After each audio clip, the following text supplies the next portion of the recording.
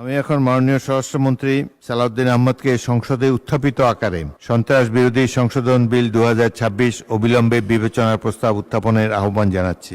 ধন্যবাদ মাননীয় স্পিকার। আমি সালাউদ্দিন আহমদ, মন্ত্রী স্বরাষ্ট্র মন্ত্রণালয়, প্রস্তাব করছি যে সন্ত্রাস বিরোধী আইন 2009-এর অধিকতর সংশোধন কল্পে আনিত বিলটি সন্ত্রাস বিরোধী সংশোধন বিল 2026 মহান সংসদ উত্থাপিত আকারে অবিলম্বে বিবেচনার জন্য গ্রহণ করা হোক। সংসদের সামনে প্রশ্ন হচ্ছে, সংসদে উত্থাপিত আকারে সন্ত্রাস বিরোধী সংশোধন বিল 2026 অবিলম্বে বিবেচনার জন্য গ্রহণ করা হোক। যারা এই প্রস্তাবের পক্ষে আছেন তারা হাঁ বলুন, যারা এই প্রস্তাবের বিপক্ষে আছেন তারা না বলুন। আমার মনে হয় হাঁ জয়যুক্ত হয়েছে, হাঁ জয়যুক্ত হয়েছে, হাঁ জয়যুক্ত হয়েছে। অতএব সংসদে উত্থাপিত আকারে সন্ত্রাস বিরোধী সংশোধন বিল 2026 অবিলম্বে বিবেচনার জন্য গৃহীত হলো। মাননীয় সদস্যবৃন্দ, বিলটির উপর দফাওয়ারি কোনো সংশোধনী নেই। আমি এখন এই বিলের দফাগুলো সংসদের সামনে পেশ করছি। সংসদের সামনে প্রশ্ন হলো, বিলের দফা 2, 3 ও 4 এই বিলের অংশ হিসাবে গ্রহণ করা হোক। যারা এই প্রস্তাবের পক্ষে আছেন তারা হাঁ বলুন, যারা এই প্রস্তাবের বিপক্ষে আছেন তারা না বলুন। আমার মনে হয় হাঁ জয়যুক্ত হয়েছে, হাঁ জয়যুক্ত হয়েছে, হাঁ জয়যুক্ত হয়েছে। অতএব বিলের দফা 2, 3 ও 4 এই বিলের অংশ হিসাবে গৃহীত হলো। সংসদের সামনে প্রশ্ন হচ্ছে, বিলের 1 দফা বলবৎকরণ দফা, প্রস্তাবনা, প্রবর্তন এবং শিরোনামা এই বিলের অংশ হিসাবে গ্রহণ করা হোক। যারা এই প্রস্তাবের পক্ষে আছেন তারা হাঁ বলুন, যারা এই প্রস্তাবের বিপক্ষে আছেন তারা না বলুন। আমার মনে হয় হাঁ জয়যুক্ত হয়েছে, হাঁ জয়যুক্ত হয়েছে, হাঁ জয়যুক্ত হয়েছে।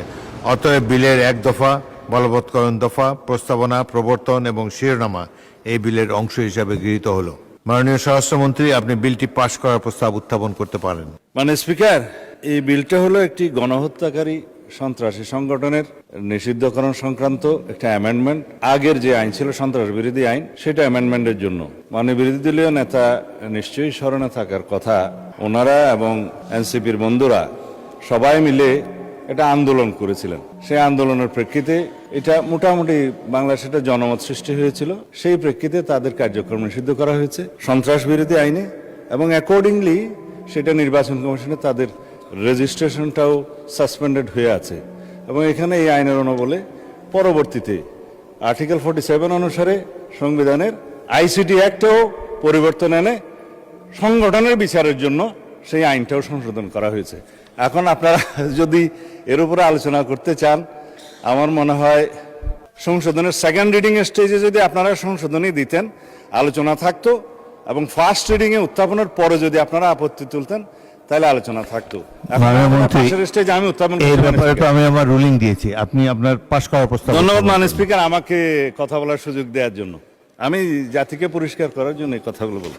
জাতি পরিষ্কার আছে, ধন্যবাদ মাননীয় স্পিকার। মাননীয় বিরোধী দলের নেতা মেনে নিয়েছেন। আমি সালাউদ্দিন আহমদ, মন্ত্রী স্বরাষ্ট্র মন্ত্রণালয়, প্রস্তাব করছি যে সন্ত্রাস বিরোধী আইন 2009-এর অধিকতর সংশোধন কল্পে আনিত বিলটি সন্ত্রাস বিরোধী সংশোধন বিল 2026 মহান জাতীয় সংসদে উত্থাপিত আকারে পাশ করা হোক।